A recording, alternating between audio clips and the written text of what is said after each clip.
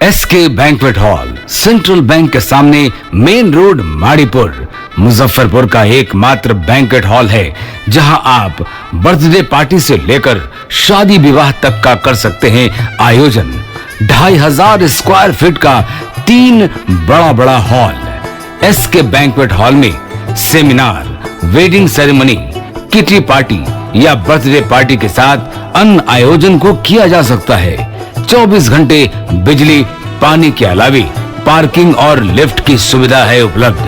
Fully air condition इस banquet hall में 1, 2 नहीं 18 बाथरूम और कई कमरे हैं उपलब्ध।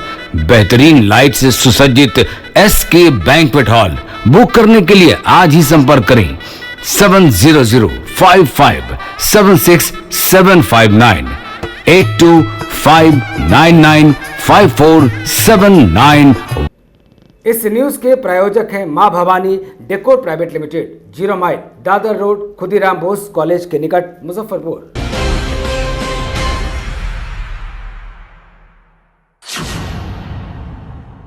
नमस्कार, स्वागत है आपका 10 न्यूज में और दिन भर की तमाम खबरों के साथ मैं हूं आरती सिंह। आगे बढ़ने से पहले आइए नजर डालते हैं आज की खास खबरों पर।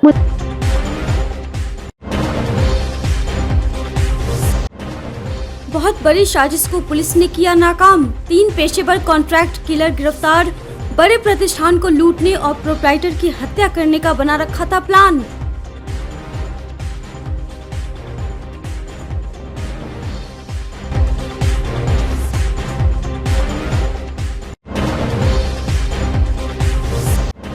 बिजली विभाग और स्टेट बैंक के कई अधिकारियों पर दायर हुआ मुकदमा।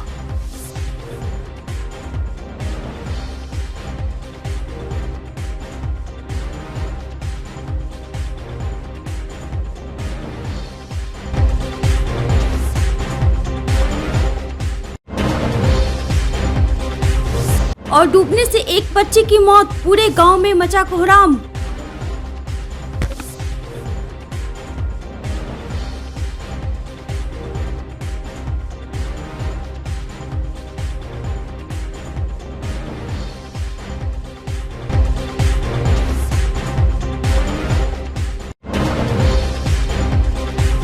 मुजफ्फरपुर औराई प्रखंड के भरथुआ पंचायत किरतपुर गांव के पोखर में डूबने से एक बच्ची की मौत हो गई। घटना के बाद गांव में कोहराम मच गया। मृत बच्ची की पहचान खोभारी मुखिया की पुत्री 8 वर्षीय मनीषा कुमारी के रूप में हुई है। जानकारी के अनुसार बच्ची पोखर में नहाने गई थी। इसी क्रम में पैर फिसल जाने के कारण वह गहरे पानी में चली गई। घंटों इंतजार करने के बाद जब बच्ची नहीं लौटी तो घर वालों ने खोजबीन शुरू कर दी। पोखर के पास जाने पर देखा कि बच्ची का शव पानी में उबल रहा है। स्थानीय लोगों ने उसे पानी से निकाला। शव देखकर परिवार में चीख पुकार मच गई। ग्रामीणों ने तुरंत इसकी जानकारी औराई थाना को दी। औराई थानाध्यक्ष राजेश कुमार मौके पर पहुंचकर मामले की छानबीन की और शव को कब्जे में लेकर पोस्टमार्टम के लिए मेडिकल भेज दिया। कैसे मृत्यु हुआ है बच्ची का? तो सर घरे रहा है, रिया पुता के जाते खेलने आया है इधर, तो कहीं वही में नहाए हुए तो डूब गए। अच्छा, कितना दिन के है बच्ची? कै साल के है? 7-8 साल के है। क्या नाम है बच्ची का? मनीषा कुमारी। अच्छा, आप कौन है उनका? क्या नाम हुआ? सुनीता देवी। कौन सा गांव है ये?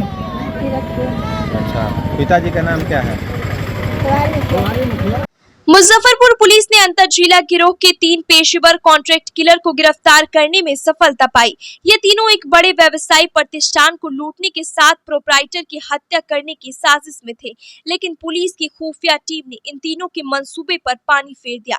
दरअसल डीएसपी पश्चिमी अभिषेक आनंद को यह सूचना मिली थी कि मोतीपुर इलाके में अंतरजिला गिरोह के 3 शातिर इकट्ठा हुए हैं।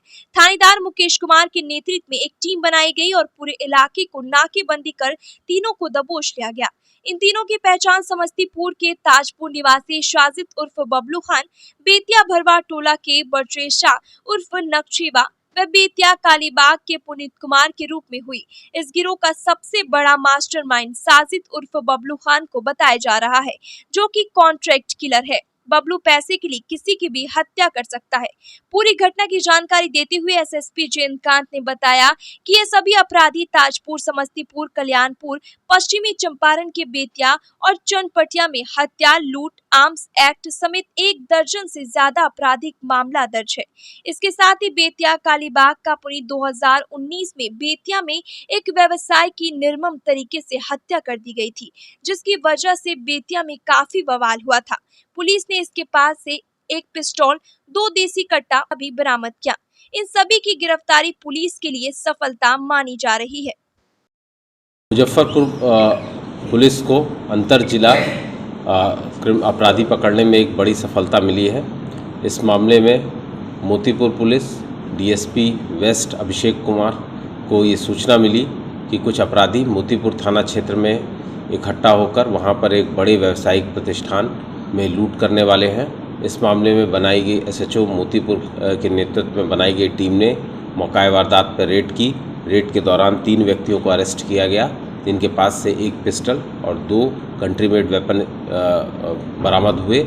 और जब इनसे आगे पूछताछ की गई तो इन्होंने मोतीपुर में एक बड़ी लूट की घटना को अंजाम देने की बात को स्वीकार किया है। इस प्रकार पुलिस को उस क्षेत्र में अपराध रोकने में बड़ी सफलता मिली है। किस प्रकार की लूट? ये लोग मोतीपुर में एक बैंक के पास में एक व्यावसायिक प्रतिष्ठान था, जिसको लूटने के लिए इन लोगों की प्लानिंग थी। इन लोगों ने प्रॉपर रैकी भी कर लिया था और पुलिस ने इनको पहले ही गिरफ्तार करके इस घटना को रोकने में सफलता पाई। कहाँ के रहने वाले थे तीनों? ये तीनों में से ये जो तीनों हैं, इसमें से 2 व्यक्ति बेतिया के और 1 व्यक्ति समस्तीपुर जिला का रहने वाला है। ये लोग तीनों इकट्ठा हुए थे वहाँ पर और इन सभी का पूर्व में भी आपराधिक इतिहास है। सभी के ऊपर आधा दर्जन से अधिक केस हैं, जो कि चनपटिया थाना, बैरिया मनुआपुल थाना और इसके अलावा समस्तीपुर टाउन थाने के कई केसेस में, ताजपुर के केसेस में, थाने के केसेस में ये लोग पहले से भी फरार हैं। इस प्रकार इन जिलों के भी जो केसेस हैं उसमें अरेस्टिंग करने में पुलिस को सफलता मिली है। रिकवर में सर क्या इनके पास? इनके पास से जो इसका मुख्य व्यक्ति है, जो मुख्य साजिश करता है, उसके पास से 1 पिस्टल मिली है और इसके अलावा 2 अन्य व्यक्ति हैं, उनके पास से कंट्री मेड वेपन मिले हैं। मुजफ्फरपुर में मद्य निषेध नीति और शराबबंदी को सख्ती से लागू कराने को लेकर बुधवार को समाहरणालय सभागार में डीएम प्रणव कुमार, एसएसपी जयंतकांत, उत्पाद अधीक्षक संजय राय ने जिले के सभी थानाध्यक्षों और उत्पाद विभाग के अधिकारियों के साथ बैठक कर मद्य निषेध एक्ट के तहत किए गए कार्यों की समीक्षा की। जिलाधिकारी ने जिले में शराब के अवैध व्यापार और तस्करी के विरुद्ध छापेमारी अभियान चलाने में तेजी लाने, चुलाई शराब की भट्ठियां और शराब तस्करी के संवेदनशील स्थानों पर लगातार छापेमारी करने, थानों में चौकीदारी, परेड में अवैध शराब की भट्टियों के संबंध में अधिसूचना प्राप्त कर छापेमारी करने का निर्देश दिया। मद्य निषेध नीति और उसमें जो संशोधन हुए हैं उसको लेकर के सभी जो स्टेक होल्डर्स है, सभी थानाध्यक्ष, सभी जो कोर्ट्स चल रहे हैं, अन्य कोर्ट चल रहे हैं और एसपी स्टेट्स के सभी के साथ आज बैठक की गई और क्या कार्यप्रणाली होगी और मद्य निषेध नीति और कैसे हम प्रभावी बना सकते हैं उसका विचार विमर्श किया गया और इसके किया गया है कि बिल्कुल मद्य निषेध नीति को हम लोग को 100% सक्सेसफुल बनाना है और उस परिप्रेक्ष्य में मुजफ्फरपुर के खादी भंडार रोड निवासी अजय कुमार सिन्हा ने बुधवार को स्टेट बैंक ऑफ इंडिया के मुजफ्फरपुर जोनल मैनेजर सहित बैंक के 6 अधिकारियों पर सीजेएम कोर्ट में मुकदमा दायर किया। मुकदमे में कहा गया कि उन्होंने 2019 में पत्नी के नाम 50,000 का मुद्रा लोन लिया था। प्रत्येक महीने 1200 रुपए का किस्त भी भरता रहा। इसके बावजूद भी बैंक ने तरह तरह का चार्ज लगाते हुए अब तक पत्नी के अकाउंट से 70,000 रुपए की निकासी कर ली। इतना ही नहीं, उनके गैर हाजिरी में बैंक के अधिकारी घर पर जाकर पत्नी और बेटी को गाली गलौज और दुर्व्यवहार भी किया। कोर्ट ने मामले को सुनवाई पर रख लिया है। परिवादी के वकील विवेक रंजन सहायक ने बताया कि अगली तारीख 10 जून को मुकर्रर की गई है।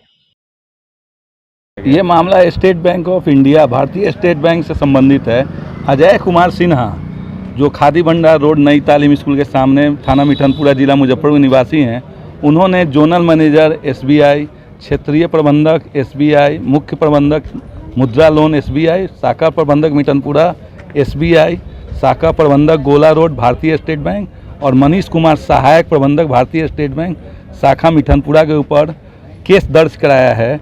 इसमें इनका कहना है कि इनकी पत्नी वंदना वर्मा के नाम से 2019 में भारतीय स्टेट बैंक जोनल ऑफिस से मुद्रा ऋण लिया गया था, जो 50,000 रुपया मुद्रा ऋण में ली गई थी, जिसका भुगतान परिवादी की पत्नी वंदना वर्मा के शाखा मिठनपुरा भारतीय स्टेट बैंक से प्रत्येक महीना 1,200 रुपया कटता था। लोन अकाउंट इनका वंदना वर्मा का लोन अकाउंट शाखा मिठनपुरा SBI में था, जबकि उसमें से लोन काटने के अलावा कुछ रकम किस्त की बच गई थी, तो बिना अनुमति के भारतीय स्टेट बैंक के ही गोला रोड शाखा में भी वंदना वर्मा का अकाउंट था, उसमें से भी जबरन बिना उनकी अनुमति और जानकारी के लोन का पैसा काटते चले गए। जब इन्होंने विरोध दर्ज कराया तो 30/5/2020 समय दिन के 2 बजे संबंधित सारे पदाधिकारीगण इनके घर पर, वंदना वर्मा के घर पर गए, उनके साथ दुर्व्यवहार किया, उनके लड़के का दुर्व्यवहार किया। इस मामले को लेकर अजय कुमार सिन्हा ने भारतीय स्टेट बैंक के सारे पदाधिकारी के ऊपर आज केस दर्ज कराया है। किन किन धाराओं में दर्ज? यह केस आपको दर्ज हुआ है 323, 324, 406, 420, 506 IPC की धाराओं में। सजा का क्या प्रावधान है? इसमें है कि अगर व्यक्ति के विरुद्ध अपराध साबित हो जाता है तो 3 साल से लेकर 7 साल तक की सजा का प्रावधान है। मुजफ्फरपुर के सातपुरा निवासी निभा पाठक ने बिजली विभाग के 4 अधिकारियों पर धोखाधड़ी और अवैध उगाही करने का आरोप लगाते हुए मुजफ्फरपुर कोर्ट में मुकदमा दायर किया है। मुकदमे में विभाग के कनीय विद्युत अभियंता रुपेश आनंद, सहायक विद्युत अभियंता मुकेश कुमार, सहायक विद्युत अभियंता रमेश कुमार और कार्यपालक अभियंता राजू कुमार को अभियुक्त बनाया गया है। निभा पाठक ने कहा कि वर्ष 2019 में घर की बिजली काट दी गई। इस मामले में काजी मोहम्मदपुर थाना में पति पर केस भी दर्ज हुआ था। पति अनिल पाठक ने कोर्ट में सरेंडर कर जमानत करा लिया। बाद में कंपाउंडिंग की राशि जमा करा दी गई। जब बिजली कनेक्शन लेने कार्यालय जाने पर मालूम हुआ कि बकाया जस का तस है। कंपाउंडिंग राशि की रसीद दिखाने पर भी लाइन नहीं जोड़ा गया। बिजली कनेक्शन के लिए गुहार लगाती रही, लेकिन बातें नहीं सुनी गई। निभा पाठक का आरोप है कि आपराधिक षड्यंत्र कर कंपाउंडिंग राशि का गबन कर लिया गया है। परिवादी के अधिवक्ता अरविंद कुमार सिंह ने बताया कि मुख्य न्यायिक दंडाधिकारी के न्यायालय में परिवाद दायर किया गया है, जिसकी सुनवाई 10 जून को होगी। पति अनिल पाठक, इन्होंने केस रुपेश आनंद, मुकेश कुमार, रमेश कुमार और राजू कुमार कार्यपालक अभियंता, ये सब विद्युत विभाग के तत्कालीन पदाधिकारी हैं। इन्होंने मेरे क्लाइंट के पति से कंपाउंडिंग इंटरेस्ट और रिकनेक्शन चार्ज और सब लेकर के एक मुश्त सेटल कर दिया। उसके बाद लाइन इनका जुटा, बिल के लिए गुहार लगाते लगे, लेकिन बिल नहीं भेजा गया। बाद में पुनः बिजली बिल काट दिया गया। जब पूछताछ संपर्क किया गया और इन्होंने बड़े पदाधिकारी को लिखाई किया, मुख्यमंत्री के यहाँ भी कंप्लेन किया, तो वहाँ से विद्युत विभाग से जो इनसे जानकारी इनको दिया गया, तो उसमें कंपाउंडिंग जो अमाउंट जमा किया गया है उसके छुपा लिया गया है। ये जो है पूर्णतः कपटपूर्ण साजिश है और गबन का मामला है। कंपाउंडिंग इंटरेस्ट इन्होंने कंपाउंडिंग राशि जो जमा किया उसका तो माइनस करके बाद में बिजली बिल आना चाहिए, तो कंपाउंडिंग वाला गायब कर दिया गया है। ये लोग जो है धारा पे परिवाद दर्ज किया है जी, इन्होंने कपटपूर्वक अपराधीकृत किया है और मिथ्या रचना किया है। इसके लिए हम लोग उनके खिलाफ परिवाद दायर किया है। 147, 148, 323, 385, 406, 409, 416, 420, 467, 468, 471, 120 भी 2234 IPC। सुनवाई आज न्यायालय ने प्रथम दृष्टया उसको फाइल किए हैं, एक्सेप्ट किया है। सुनवाई की अगली तिथि 10/6 को रखी गई है।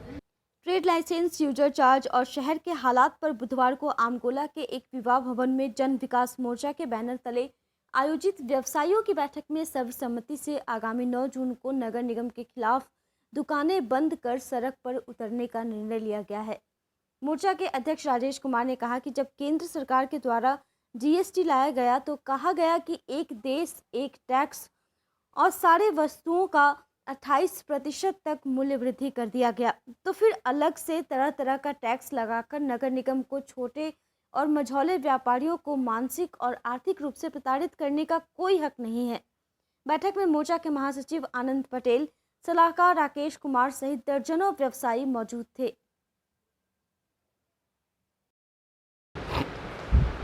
हुआ है।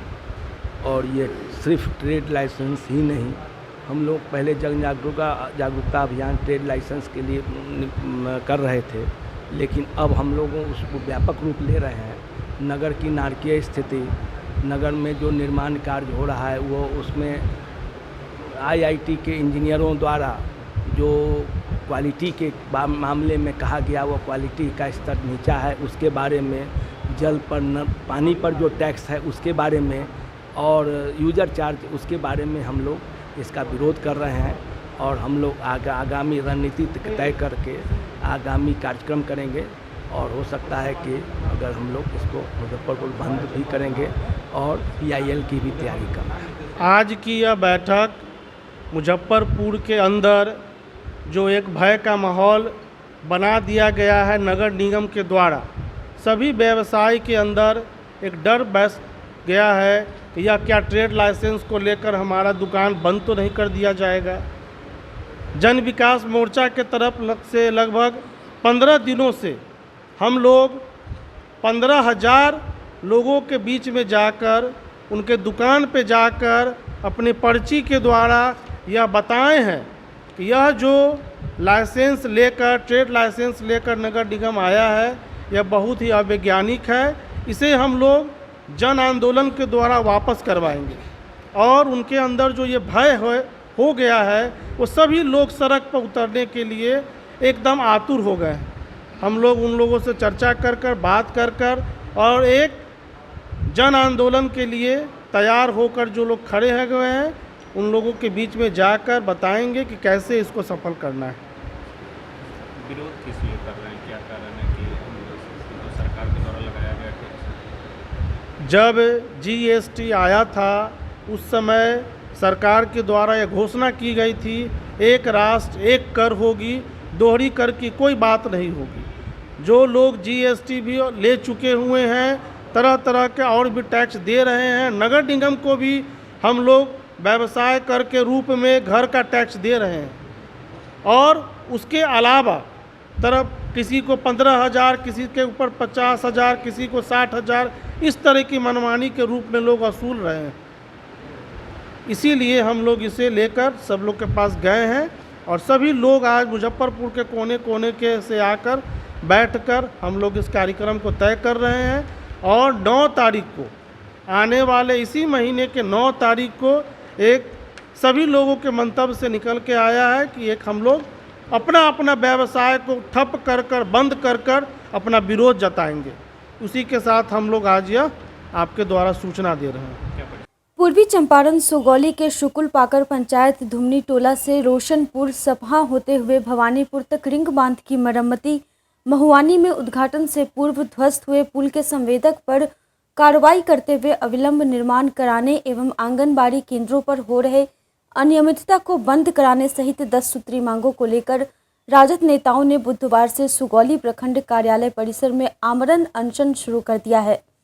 मौके पर उपस्थित राजद अकलियत प्रकोष्ठ के प्रदेश उपाध्यक्ष रियाजुल हक मुन्ना ने कहा कि मांगे पूरी नहीं होने पर अनशन जारी रहेगा। अनशन पर बैठे प्रखंड अध्यक्ष अरविंद यादव, शहजादा मोइनुद्दीन, नवाब अफरोज आलम, दीपक मिश्रा, अफरोज अंसारी ने बताया कि इन मांगों को लेकर 23 मई को अंचल मुख्यालय पर धरना भी दिया गया था, लेकिन भरोसा दिलाए जाने के बाद भी अब तक कोई कार्रवाई नहीं हुई।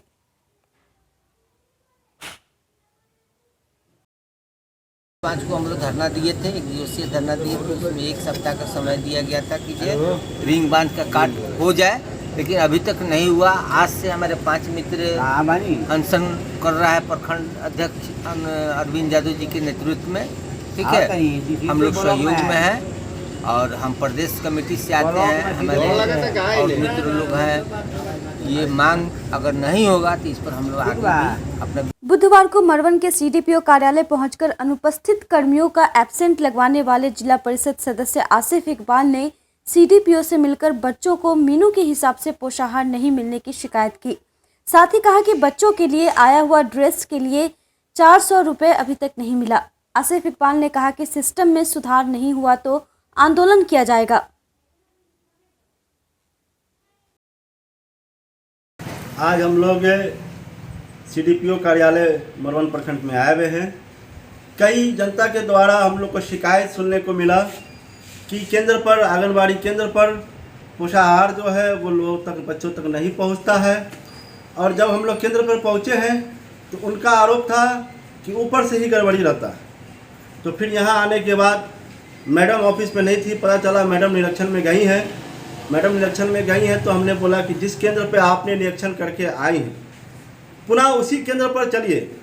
अगर मीनू के द्वारा अगर बच्चों को खाना मिल रहा है तो फिर हम मान जाए आपका जो विभाग है वो सम्मानित विभाग है, सम्मान करने लायक विभाग है। कई बार शिकायत मिला है कि ये जो सीडीपीओ कार्यालय है अक्सर 12 बजे 1 बजे के बाद ही खुलता है और 2 बजे 3 बजे तक बंद हो जाता है। इसका प्रूफ मेरे पास है भी, हमने फ़ोटो मैडम को दिखाया है, यहाँ के स्टाफ को भी दिखाया।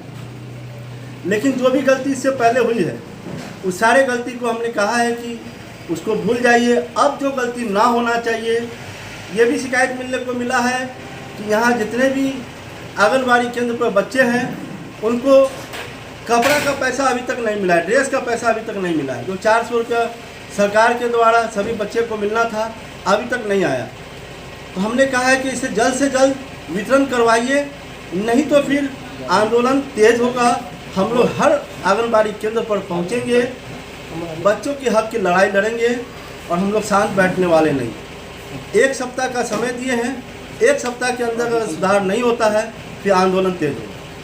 मुजफ्फरपुर चक्कर मैदान सर्किट हाउस रोड स्थित आर्मी स्टेशन हेडक्वार्टर में कोरोना संक्रमण के समय से बंद हुए आर्मी कैंटीन को फिर से खोल दिया गया है।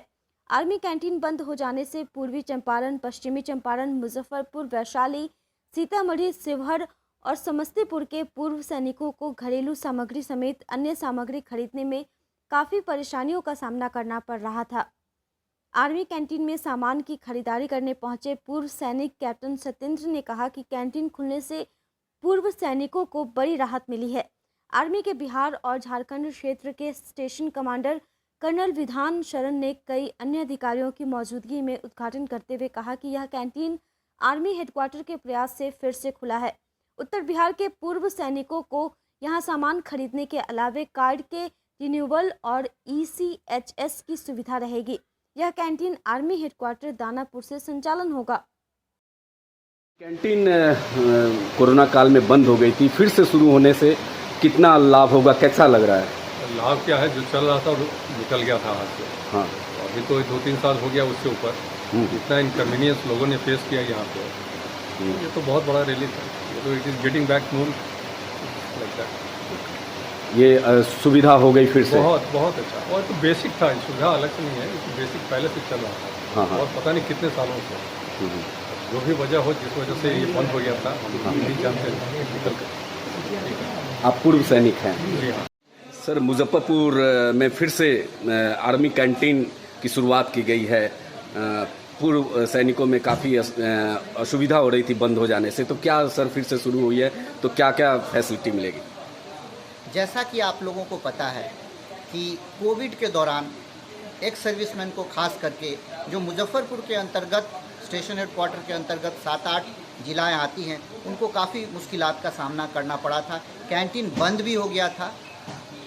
उसके बाद आर्मी हेडक्वार्टर के प्रयास से दानापुर सबेरिया ने, जो कि झारखंड एवं बिहार सबेरिया है, उन्होंने यहाँ पे कैंटीन का एक्सटेंशन काउंटर खोला है। इस काउंटर में एक चीज़ का बहुत खास ख्याल रखा गया है कि सभी सामानों की उपलब्धता रहे, चाहे वो छोटे सामान हो या जो फर्म डिमांड के अगेंस्ट जो सामान आते हैं जैसे पंखे, कूलर, गीज़र, उनकी भी व्यवस्था की गई है। साथ में कार्ड का जो रिन्यूअल होता है उसकी भी व्यवस्था की गई है। एवं इस कैंटीन को दानापुर से संचालन किया जाएगा। इस संचालन के पीछे एक जो सबसे इम्पॉर्टेंट मुद्दा है वो यह है कि सामानों की उपलब्धता 30 दिन बरकरार रहे। हमारा प्रयास है कि जब भी कोई भूतपूर्व सैनिक मुजफ्फरपुर आते हैं, वो जो अपना ECHS का फैसिलिटी है उसको भी अवेल करें, साथ ही साथ कैंटीन की भी फैसिलिटी अवेल करें, ताकि जब शाम को वो घर जाएं वो काफ़ी खुश मिजाज प्रसन्न दिल से जाएं कि वो मुजफ्फरपुर आने से उनका दोनों ही काम एक साथ पूरा हो गया। हम यहाँ पे सारे एक सर्विसमैन से अनुरोध करेंगे कि यहाँ आएँ एवं कैंटीन के फैसिलिटी का उपयोग करें। अगर किसी तरह का कोई उनका सुझाव है तो वो ज़रूर से ज़रूर स्टेशन हेडक्वार्टर मुजफ्फरपुर को देने की कृपा करें। हम उन सुझावों को ज़रूर ध्यान में रखेंगे एवं हम आशा ही नहीं पूर्ण विश्वास करते हैं कि ये एक अच्छा कदम होगा आने वाले समय में। आज की खबरों में बस इतना ही। कल फिर मिलेंगे कुछ नई खबरों के साथ। तब तक के लिए हमारी न्यूज़ टीम को दीजिए इजाज़त। नमस्कार।